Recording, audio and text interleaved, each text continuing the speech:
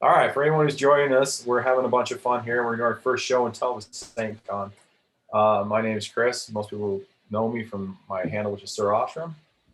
And hope you always got to one up everybody. It's awesome.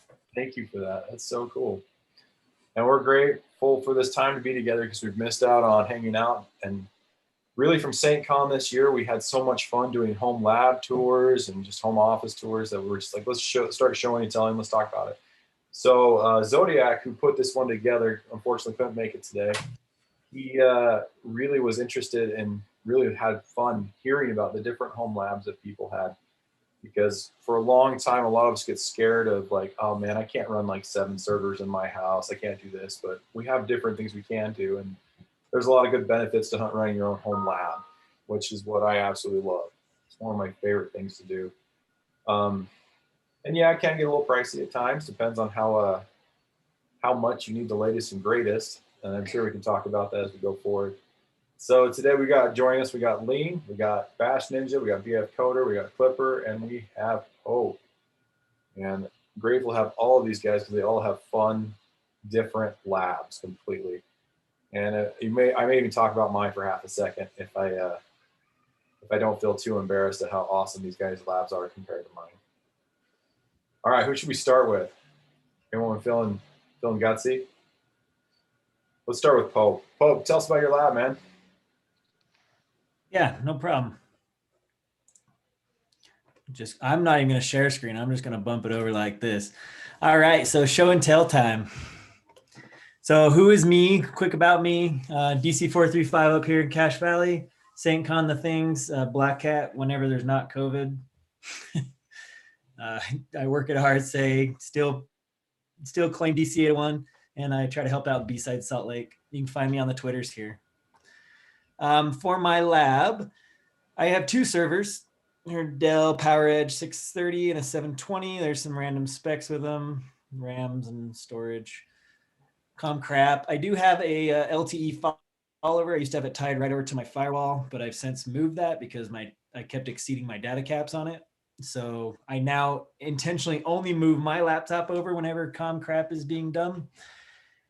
I do have a Sonic wall, so that's cool for the vulnerabilities, but I already have plans to move that over to Palo, which I'm sure will have its own anyway. But I run a Brocade switch and 3 Ruckus 710 APs.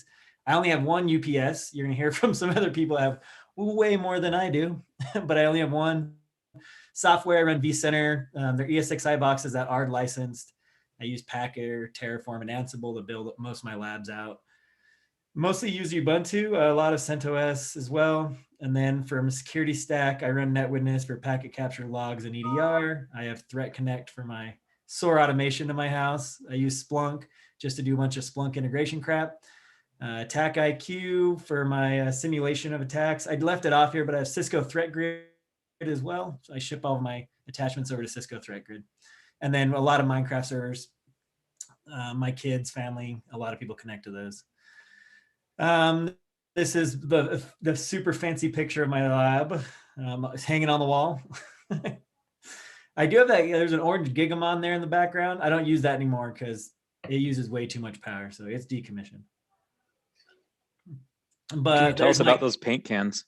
Yeah, so that's the color of the house. If you want to match the baseboard or the trim, you can get some of those. There's some air filters there too. Yeah, that's the current specs as of today, what I'm using on CPU and memory. I do, because I use Terraform a lot, I spin up things as needed and destroy them when I'm done with them. Keep templates for a lot of stuff. I do have a ton of storage. And then as far as like pricing, where things came from, I think I put that in here. Hang on. Oh, maybe I didn't. Anyway, where things came from. So a lot of stuff I sourced. Oh, I did. I just need to refresh this. Like an old PowerPoint deck. What the freak? Try this again. Trying to get all fancy and made it worse. Yeah, so a lot of stuff procured from eBay, like servers. You can buy servers for really cheap off eBay, but they're missing storage, and sometimes you got to buy more RAM. That's Amazon. I usually buy RAM from Amazon. I don't like to buy used RAM, but maybe there's a hustle there. UView surplus. I got a bunch of stuff there. Intermittently, Utah State surplus is like the worst for computer parts, so don't get that. And then software, obviously I get a lot of that from work for free. It's not maybe not an option you have in your scenario, but if your work does give you free software, go get it and play with it.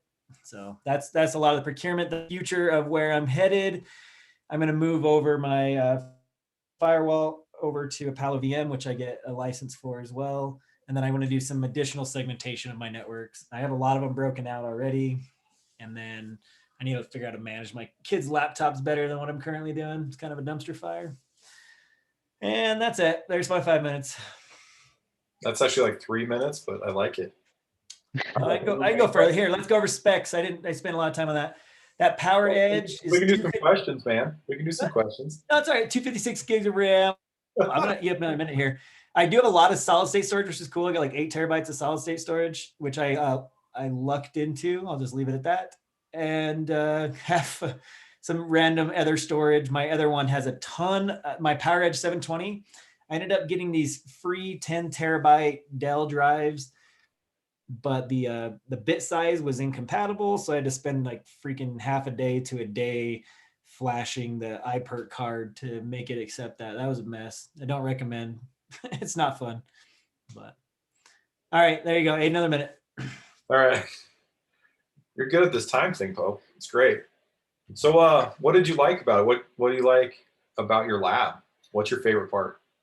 My favorite part is, well, so I work at RSA, mess a lot with NetWitness, right? Before I had this set up, to stand that up and get it working, it took me a few days to tweak it out. Now I run a script. So I take an ISO, I create a Packer template out of it that I'm happy with, and I even have a script for that. And then I turn around and say, go Terraform / Ansible, and it will build out my entire stack and then go configure all the boxes, claim them all through Salt, and set all my configs. So it's like I hit Terraform apply, and I wait an hour and I have my whole stack up and running. And somebody's like, hey, I would like to can you test this? And I'm like, sure. And give me an hour, and I deploy with a new tweak, and I have a whole stack, and I can mess around with their setting. So that's my favorite part. It took a long time to get there. I had no experience prior to this summer with Packer, Terraform, or Ansible. I'm definitely not a pro at all three, but I can get by on all three. Sweet. So you're going to teach us about that sometime, right?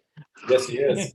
Because I've been looking at those exact things, trying to figure it out, and it's a mess. It's fantastic. All right. So what's your favorite piece of hardware in there, Pope? I used to run Google Wi-Fi mesh, and I had to like change where things were in my house to keep signal. It's like, oh, okay, the TV, we have to move this AP here. That's too far. Anyway, I switched over to these Ruckus 710s. Got them on eBay for stupid cheap, a 3-pack. They're under 100 each. It's hit or miss if you find big corporates that are dumping their inventory, sometimes you can get like really sweet, good deals. And then sometimes you're going to spend $300 per each. So I don't know. You just got to line it up right. Once I applied those, I put one in the basement that's tied off my Brocade, and its signal was as strong as all 3 Google Wi-Fi together. So much so that trying to test them, I couldn't get it to even roam from the basement to the other ones because the signal was too strong. I had to go outside to like get off of it to get onto the one in my office or get on the one in the garage.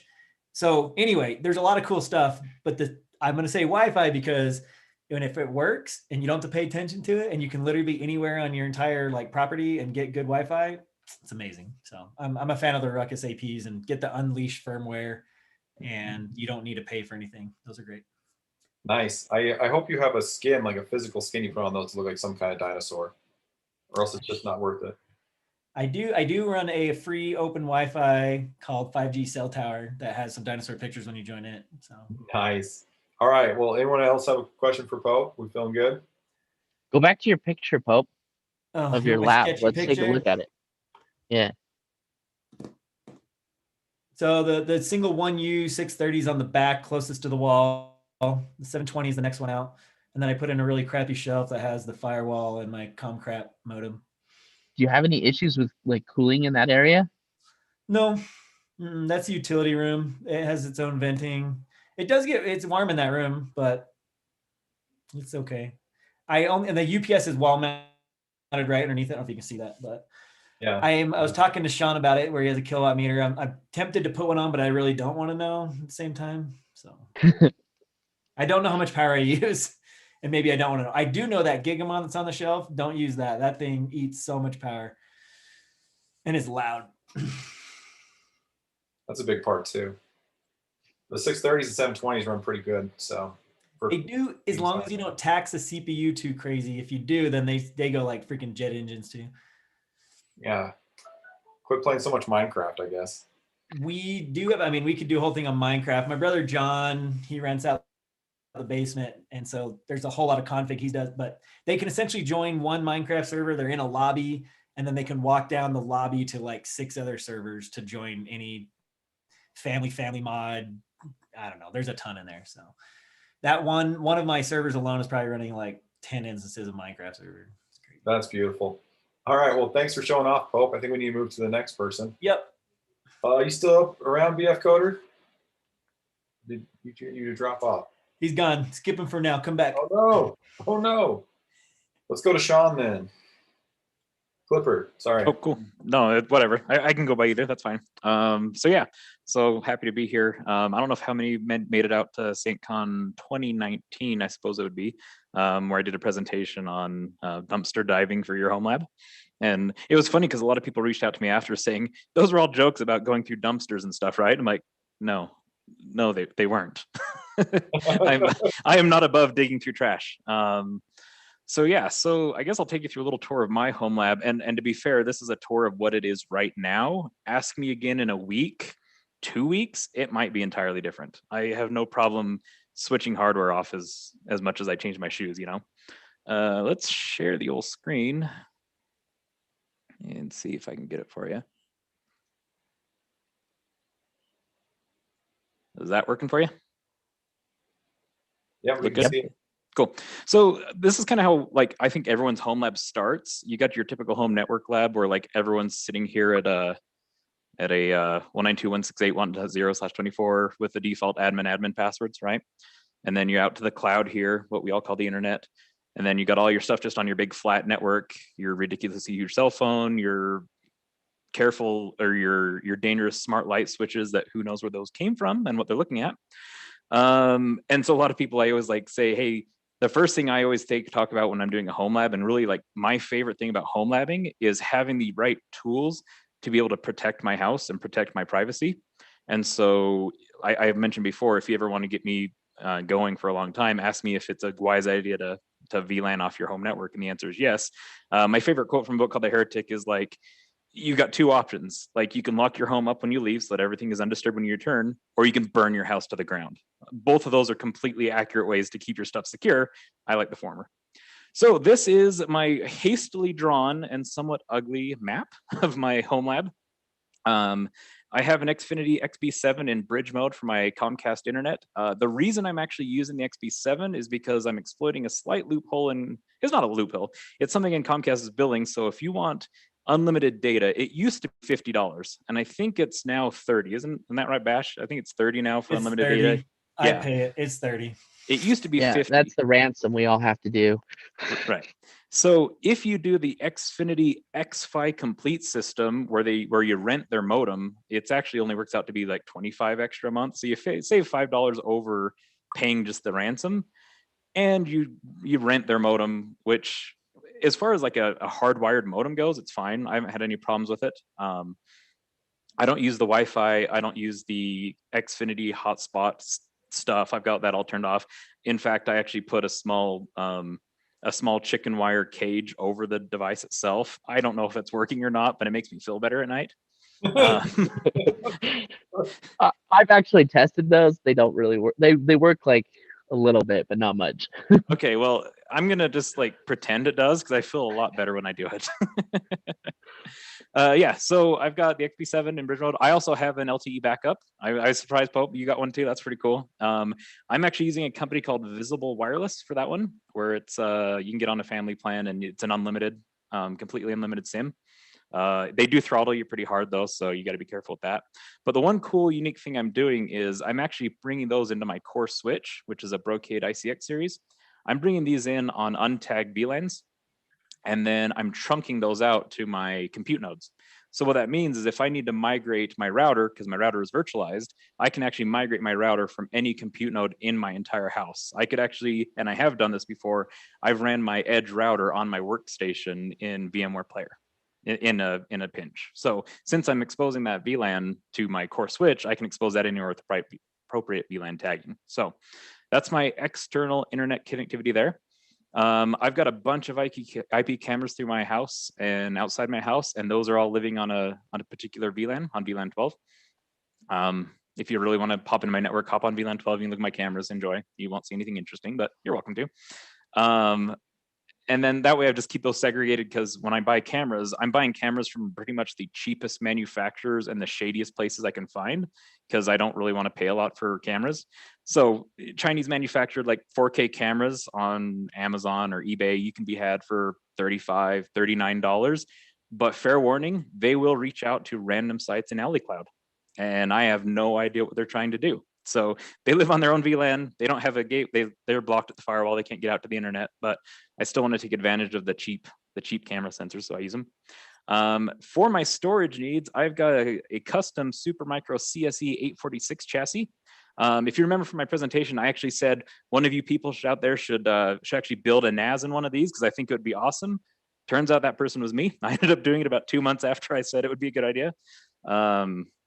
Yeah, that's 24 bays of SAS/SATA, and I've got it full. The first row, the second row, and the top 2 are full here of drives.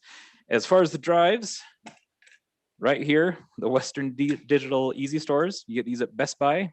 As you can see, they're external drives, and I shuck them like an oyster. Take the drive out, shove them in my chassis, and that's how I get my storage. Been doing that for a long time. I'm sure everyone has a boneyard of shucked enclosures here, because I have heard of people warranting them directly with Western Digital, but I also have heard people saying they will not warranty them without the enclosure. So I literally have a box full of them with the serial numbers taped on them that match up to a drive in case I have to send one back. But so far so good. We've been good there. That's running TrueNAS right now. And it probably will be running TrueNAS for the foreseeable future. That's really the only thing out of my home lab that doesn't change much. As far as my compute goes, I've got a Gigabyte R180, which is my primary compute node, and I'll get more into that later.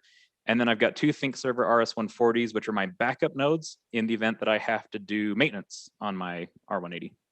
I've got a work hardware VPN router, which is kind of like my work at home stuff. And I throw that into an untagged VLAN on my switch as well, and then trunk that out to this is my desktop switch, this Ruckus 7150 here in the corner. That's in my office. And then for Wi-Fi duties, I've got a pair of Ubiquitys, Nano HD, and then an HD Lite. I love Ruckus as well. I keep wanting to go to Ruckus, but the trouble is I can't afford to replace this Nano HD with the price I got at NPS. So I'm kind of stuck in that ecosystem for now. Here's a few photos of the actual stuff that I've got. There's the CSE 8046. This dust right here is actually an insulation against electromagnetic interference.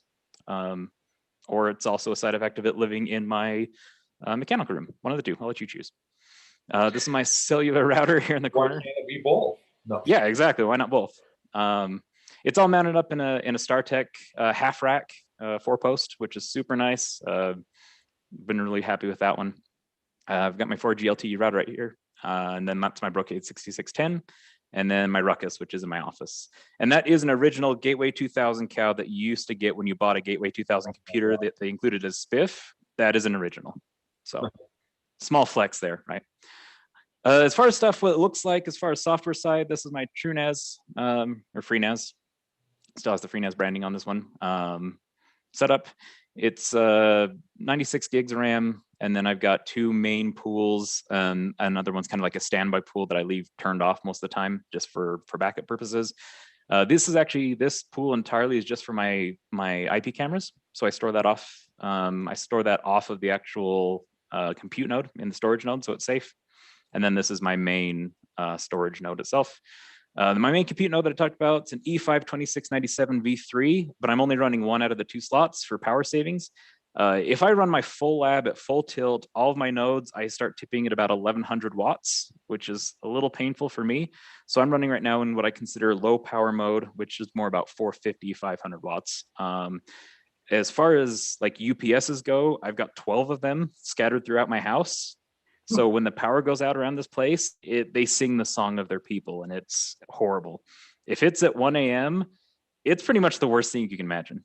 And some of them are nice enough that I have the alarms disabled on them, but some I can't. And so literally you hear every smart device, every UPS start screaming. If anyone has a solution for that, aside from just ripping the speakers out, yeah, that's an option. I guess I should do that. And believe it or not, this compute node right here manages my entire workload right now, which is OpenSense. I run a virtual router. Blue Iris is handling my cameras, my unified controller for my access points, Pi-hole for a whole home ad blocking, which if you don't do that yet, you should, because it's amazing. I'm running my own cloud instance for transferring files, and then Plex, which I'm sure nobody has ever heard of. No one in this community. That's right. We're running a little low on time. Can you? Yep. So that's just the last bit of it right there. This is how I'm segregated out. So yeah, that's about it for me. All right, cool. All right, quick questions. What's your favorite part of your home lab? Favorite part of my home lab is the Ruckus, that little distro switch I got in my office. It was like $200 on eBay, and they usually go for quite a bit more. But I've got two 10 gig ports, so I've got a 10 gig uplink to me, and then I've got a 10 gig to my workstation. So I've got 10 gig network to my workstation, which is kind of awesome. It's always a win. Yep. All right, that's awesome. If you have questions live, go ahead and put them in there, and we'll get to them in a minute. But we're gonna go to the next person on our list. Let's go Bash. Okay, cool. Yeah, lots of cool stuff on that last one.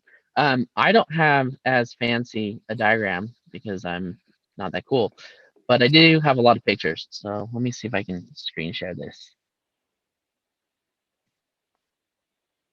Okay. Let's do. We'll just let everyone know that Bash just moved to a new house. Yeah, I did. Okay, can you see this? Yeah. Can you see my screen? We got it. Perfect. Okay, so I'm going to kind of walk you through my experience. So I'm going to tell you a little bit about my current build, but the honest truth is my current build is not something that a lot of people want to start with. It's just too expensive, because it's something I built over 5 years. I started my home lab experience in 2014. And let's see, I have these pictures right here because I think they're super cool.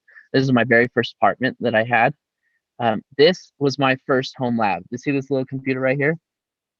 It's just this little Dell Optiplex. It was a 790 that I picked up from BYU Surplus. So I know that Pope said he got all his stuff from U of U. Well, I lived down in Provo, and BYU Surplus was where it was at. And of course, back in 2014, this is what Plex looked like. And that was my server, and I loved it. I think that Plex seems to be one of those things that kind of pushes everyone into building their own lab. If you haven't, and you don't have a lab, and you don't have Plex, then what are you doing? You need Plex.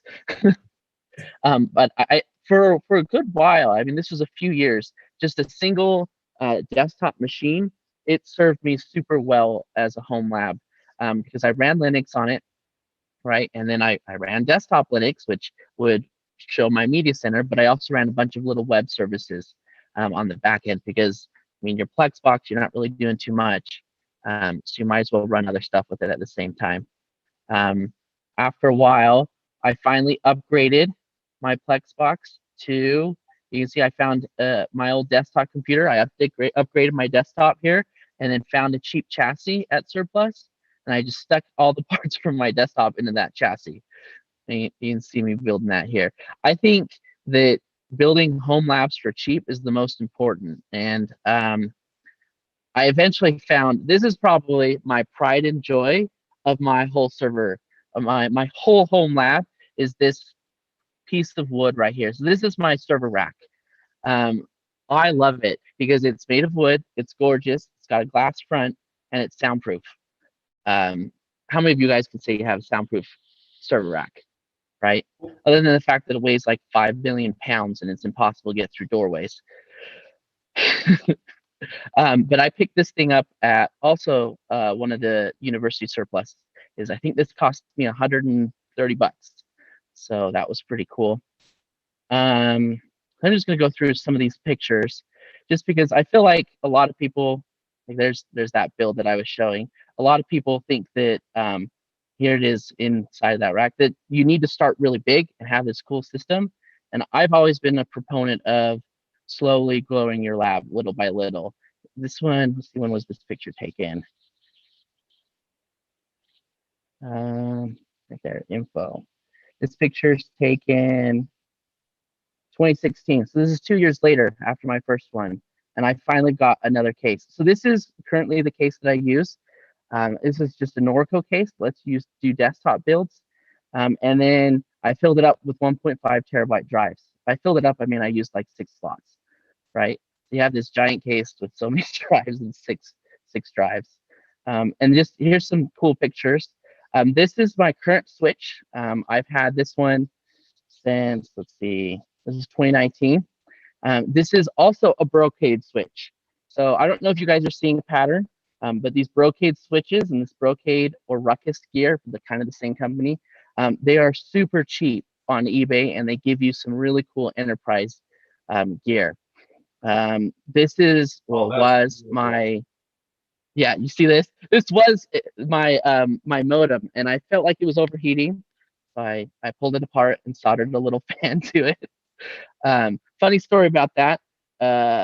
About 2 days after I soldered this up and hooked it up, Comcast came to me and told me that I was causing problems for all my neighbors, and I had to take it down.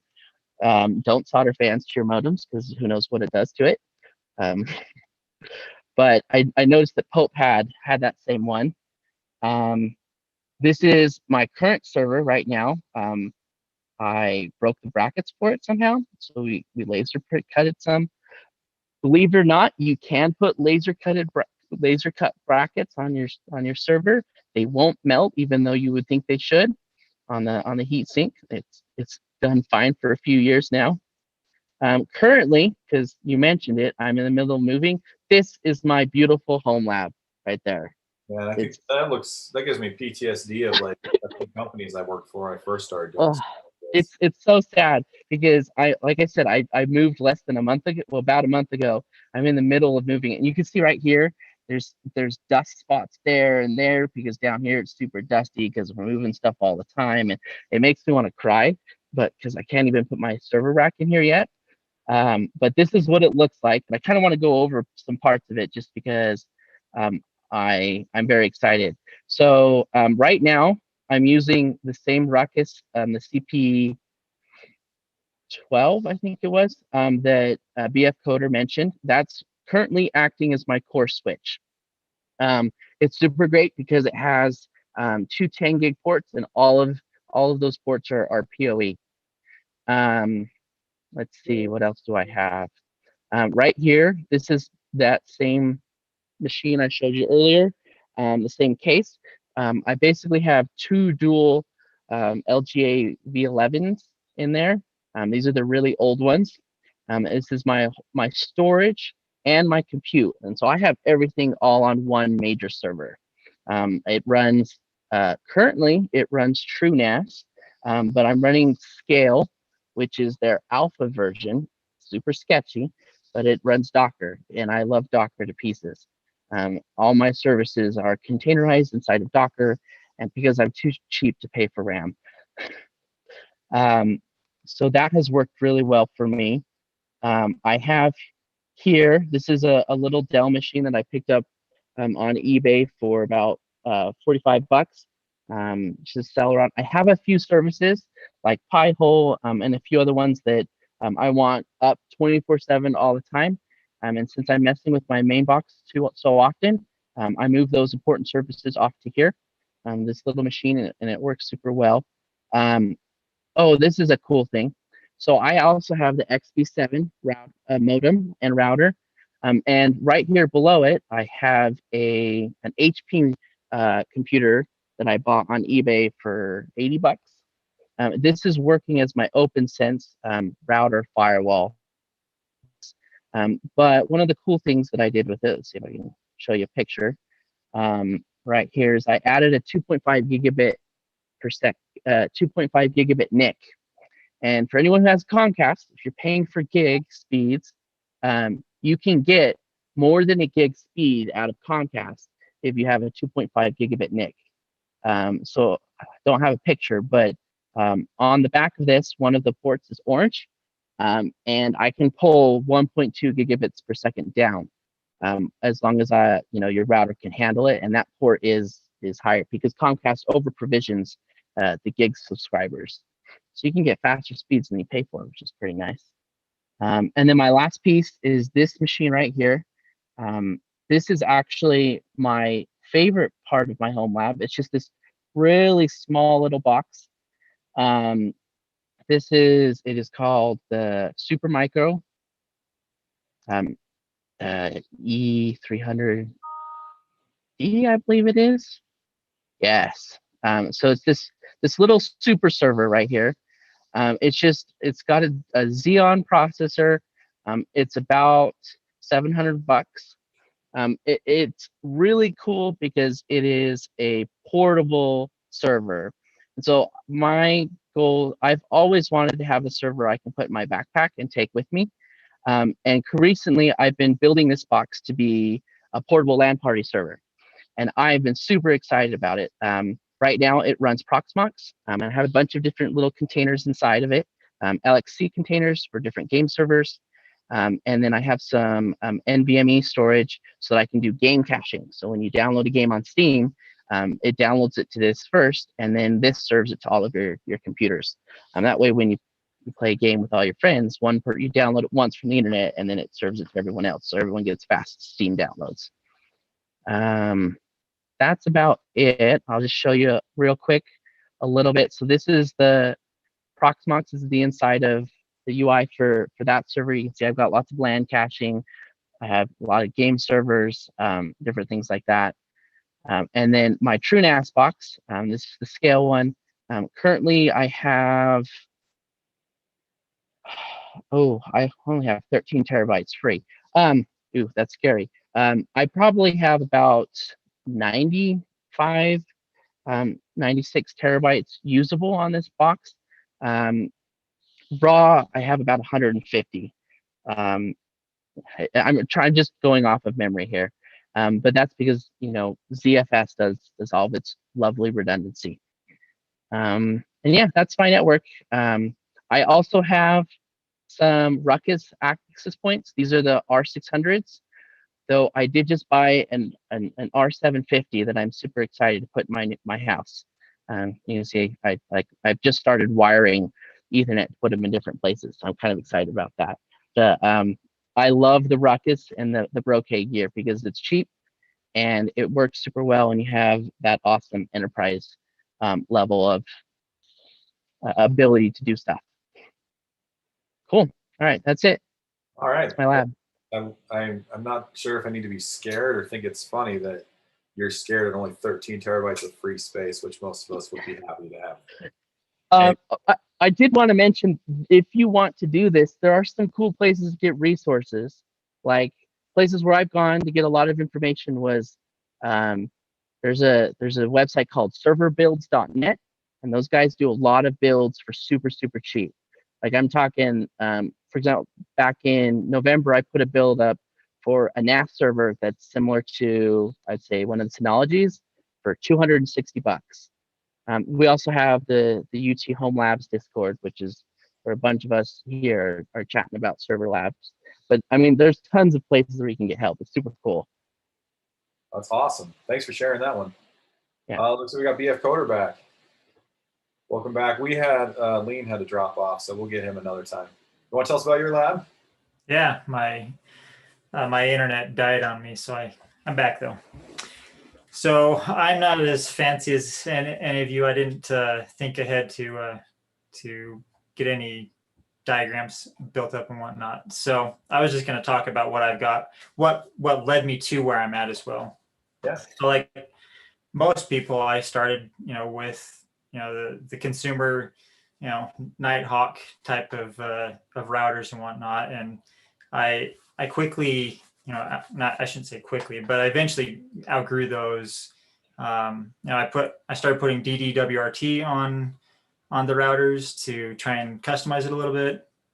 At one point, I had a Nighthawk inside my house and a what's that Linksys WRTG whatever model, the pretty famous with people with DDWRT. I put that out in the barn so I could have internet out there and inside, and had it wirelessly communicating, but that just wasn't cutting it. It wasn't up to snuff. So I started looking elsewhere and came across the Unify stuff. And so that's what I'm using now. I'm using Unify for my access points. And I've loved that. I've got one in my house, one out in the garage, one out in the barn, and I can have internet without dropping, going all the way out to the barn, and it's been pretty great. So as far as the routers go, I also found pfSense at that time a couple years ago, and that served me really well for a couple of years, and I really enjoyed it. But recently, big part thanks to Bash, I found OpenSense, and basically kind of the same as pfSense, but the interface is way better. I've liked the interface better than pfSense anyway, so I've been enjoying that. I've also followed Bash's example with the computer I've got it in. I found a small little computer on eBay for like $90, and stuck pfSense onto, or OpenSense onto that, and that's worked out really, really well for me. And I'm kind of new into the servers running at my house. I've just barely built about a month ago my first NAS using TrueNAS on that. And it's funny because Bash is, like, oh, I'm scared at 14 terabytes free. Well, that's all I've got is 14 terabytes. So, but that's probably one of my favorite parts is being able to have that NAS and have that network storage, so that I can not worry about if something gets, if I have to wipe out one of my computers, I got all the data stored elsewhere. I one day plan to build another NAS and stick it at my brother's house or whatever, and sync the two so I have redundancy there. And currently I am building a new machine for running all my virtual machines. I wasn't super excited with the virtual machine capabilities with networking in TrueNAS core. So I'm building another machine to run XCP-ng, and that will serve all of my Plex server, Nextcloud, Minecraft, Terraria servers, and any servers that I want. And I'm excited about that, to be able to just run servers as needed. So that's kind of me and my background and where I'm going. I do like the common thread of everyone's running Minecraft servers. I feel a little left out personally, but I let Troy run it for me. Yeah. Now you have the SAINTCON kids that some of the adults join too, which is nothing wrong with that. So, awesome. And I guess I'll go over the machines I'm running. I'm running Xeon processors that I got for cheap on eBay. I grew sour on eBay for a long time ago. I got some pretty crappy parts one time, and I didn't want to do that again. But recently I've been getting stuff on eBay again, and it's been going a lot better this time around. So I've the machines I'm building, the TrueNAS I built, and the new one I'm building using used parts off of eBay. So there's a cheap way to do it. You can buy new if you want, but I found that these used parts work really well.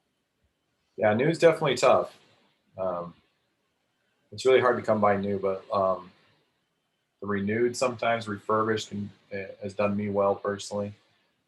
Same here. I've found that buying on eBay is by far the cheapest way to do stuff, and it's better if it's going to break, just to replace it than try and buy new. A lot of that enterprise cast-off gears is pretty much perfect. Like, they take good care of their gear. Yeah, it's usually on a 3-year cycle or 5, depending on who you're with, and they move it because of keeping up with warranties and things like that. It's always fun. I always look for anything that's lot of 10, 25 plus. Mhm. That's when you know it's not a single person who's just doing whatever. It's usually, you know, Right. some of these are lots of 2,000 plus, right? Here's a bunch of Dell servers, lot of 2,000. And you're like, cool. There's Yeah. a pretty good chance that's a totally fine piece of equipment, you know. But when you get Dell server quantity 1, I don't know. Or Maybe. or you look how many sales that seller has done. If they've done like 20,000 sales, and you look at their listings, it's all just computer stuff. You're like, oh yeah, that's a refurb guy for sure. And there's at least now there's a lot of like, you can tell that their companies, they'll even come with warranties for like 20, 30 days. You know. Yeah, that's awesome. Let's see, we got a question on YouTube here for you, any of you guys. Let's hold it till now. It's have any of you measured your power consumption? Yeah, I'm at 1100 watts when I have everything full tilt. Right now I'm in power saving mode, which is 400 to 500, somewhere in there. How about you, Bash? You looked really excited about power. Well, power saving, I've started a new thing recently. I've been doing a lot of research to kind of go towards that. I'm also at about 500, but I'm trying to see if I can reduce that down to 300. Um, I mean, I'm buying new, even though it's more expensive in the long run. Like not new, buying newer gear, still used on eBay. You can save a lot of money by doing it, like buying newer stuff that has better power saving usage. Like I look at the gear I was running at first, and I looked at the power usage, and like, holy crap, I spent a lot of money in electricity. Should have just bought a new machine. Yeah, there's a lot of that, especially right now when we talk about new and used, or newer used. We'll use that term. Like there's a lot of stuff right now is DDR3 capability out there that's really cheap, and there is quite a bit of power saving from DDR3 to DDR4. Yeah, we don't like need to go down that router, that desktop router. I picked that one, that HP290 specifically because it idles at 14 watts. Yeah. Like, that's one of the interesting things you start thinking about too, is you buy switches for your house, and you go, if you buy an enterprise switch, you need enterprise power a lot of the time. But a lot of the new ones with Cisco and Arista and Juniper, they're per port, so they won't power on unless that port's receiving an active connection, which is pretty cool. So you can save money that way as well. yeah, I don't buy PoE switches personally. I don't unless I know that their power savings is right on par, because yeah, they can chew a lot. They really can. My core switch is about, my core switch is about 100 watts, and it's a PoE switch, and I've only got about 8 things sucking PoE on it, and it's probably my biggest power suck in my lab, but 10 gig, so I deal with it. And you have that white, that CP12, right? Do you know how much that one drew? That one, it depends on what it does. That one's fanless, which is pretty cool. And it's about 15 to 25, depending on what's going through it. If I'm cranking the 10 gigs, it'll go up a little bit higher, but by and large. For that very reason, that's why that I have one of those, and that's my only PoE device, because they can be hot. Yeah, if I was to give advice on that, I would pick up like a 12-port PoE device to hit your actual PoE, and then do non-PoE on your core, because you'll save a lot of power that way, and you'll save some money on your actual core switch that way as well. Let's be honest, you basically need 1 gig for a lot of those PoE devices versus a 10 gig backbone on it, right? Yeah. Or if you go like me, my switch is an Arista, and I'm 10 gig throughout my whole house. Like I really need 10 gig to everything, but I do, because that's me. 10 gig really isn't that expensive. A lot of people look at it like, holy crap, it's going to be.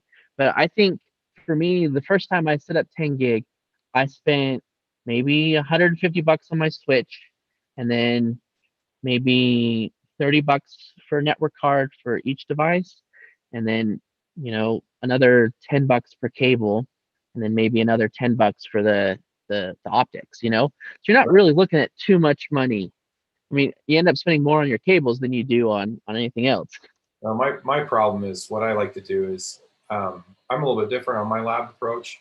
I used to have all the servers, and I started hating myself for having 8 servers in my house. So I pared down. I try to find ways I could save power-wise and everything else. And you can do that with regular servers as well. But like I use more of a desktop server. I didn't put all my stuff together to show you guys, because I'm just the moderator. The moderator with 10 gig, yeah, huh? Yeah, 10 gig mod. But I'm running, like I didn't build my own true NAS. I've done that before. I didn't want to do it this time just because I wanted to try something else, a different brand. But yeah, I've got to run one compute node that's using one CPU and 32 gigs of DDR4. Can go up to 128 in this little guy. It's, one of the small form factor Dell, basically, servers that I got off eBay. eBay's a key term right now, I'm thinking. Yeah. I got it at the first of COVID when people, and it makes me so sad when I say it this way, but people are losing jobs. And one of the things that companies would do is say, you get the computer, just keep the computer. Because that's the only way they could compensate some people. And so one guy's like, yeah, I got a new job, so I'm just selling the computer. I don't need it anymore. And so, okay, I'll buy it from you. So that was pretty good. And it was new. It's got the Xeon in it. It's got, a bunch of fun stuff. But mine's pared down to that, my NAS, my switch, and that's about it. And I run everything out virtual right now. I'm running, I've got a low profile 10 gig card in there. And thanks to these guys, keep talking about Comcast and 2.5 gig capabilities. I'm looking for a new 10 gig card that can actually do 2.5 because those ones are newer from the 8023B0 it's called. I bought a Realtek card for like $30 that did it. But the problem is I want 10 gig capability still. I have to do it. I only got one expansion slot because it's small form factor. I want 10 to my core as I pull it in as well. But anyway, way off topic, but I want to come to that point where it still can be quite cheap to do these things, You can still have a lot of fun and do that. All right, and then the second part of that question, which we finally got to, do any of you have cloud lab equivalent that is tied to your home lab? I'm not quite certain what's meant by that. You have cloud like lab AWS equivalent. stuff? Yeah, you guys, No. any of you integrating AWS or Azure to your home lab environment? I have a lot of AWS stuff that I terraform into, use it, and then I destroy it when I'm done as well. Especially if I need to make it public facing, I do that a lot. And it's cheap when you here's this stack of things and then destroy it. The cost comes in retaining your images in AWS. I think I spend like $60 a month just retaining images in AWS. Right. I expense it, so I don't pay for it. But if you're willing to push the images and wait for that time to push, it's really cheap to run something and destroy it. Just make sure you destroy it. And you don't need to hang on to IPs and other stuff like that. I use Route 53 in AWS to propagate all of that with the Terraform scripts. All right. No, that's awesome, guys. I really appreciate the time. And this has gone longer than I thought it would, but I think it's all been fantastic and awesome. And let me see here. I can show you guys one picture because I know people want to see what my lab looks like now. Do it. Gosh, I'm so embarrassed by how messy mine was. Gosh, I want to know why you had a Surface Pro in your home lab. What's it doing? Right now, it's turned off. Because I saw it in a dock. I'm like, what on earth is it doing? It was working as a quick sync box for Plex for a while. Because you could you mount your network storage off the thing, and then it is the Plex server, right? But it uses that Intel GPU to transcode it, and it pulls a lot of processing off of your CPU from your storage box. But it died, so oh well. All right, here's what I've turned my lab into. You guys see the picture of my stuff there? It's beautiful. And there may or may not be some electromagnetic dust shielding there as well. Oh, yeah. Just for you guys, but yeah, that's my 10 gig. Having fun there. My router's on top, and I do have a comm wall, and just like Bash, I have a popcorn machine over there, but that's not necessary for your environment. Are you kidding? It's totally necessary. Yeah, if I had to do my UPS stuff all over again, I would actually do the buy once, cry once model for that, for my actual UPS for my rack, because I've cobbled together cheapy ones and it's been a nightmare, because once you get into some enterprise gear, they require pure sine wave. and a lot of those are modified sine wave.